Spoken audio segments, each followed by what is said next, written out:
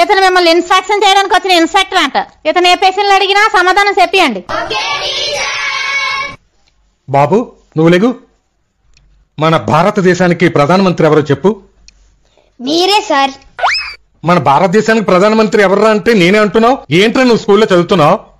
అసలు మేమందరం స్కూల్లో చదవట్లేదు సార్. అక్కడ మేమందరం ఆడుకుంటుంటే టీచర్ వచ్చి ఒక అరగంట మా స్కూల్లో కూర్చోండ్రా, మనిషికి 10 రూపాయలు ఇస్తానని చెప్పి మా అందరినీ ఇక్కడ తీసుకొచ్చి కూర్చోబెట్టేసింది సార్. ఏంటి 10 రూపాయలు ఇచ్చి వీళ్ళందరినీ తీసుకొచ్చి ఇక్కడ కూర్చోబెడతావా? అసలు ఏం టీచర్ అమ్మా?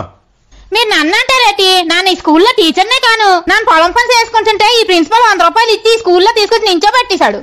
అవునా? అసలు ప్రిన్సిపల్ ఎక్కడున్నారు? వెనక గోడ దగ్గర ఉన్నాడు.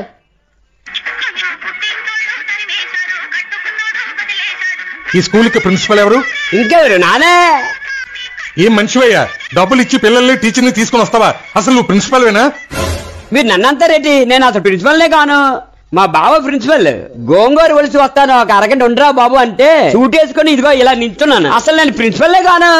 ఇక్కడ అంతా చూస్తుంటే పిల్లలు, ప్రిన్సిపల్, టీచరు అందరూ డూప్లికేట్ అన్నమాట. ఆగండి, ఎందుకంత ఏడెక్కిపోతున్నారు? కాస్త తెల్లారండి.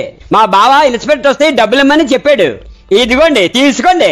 అసలైన ఇన్స్పెక్టర్ మా బావ. వాడు చాలా స్ట్రిక్ట్. వాడికి ఏదో పని నుండి బయటకు వెళ్ళిపోయి నన్ను పంపడం వల్ల మీరు అందరూ బతికిపోన్నారు.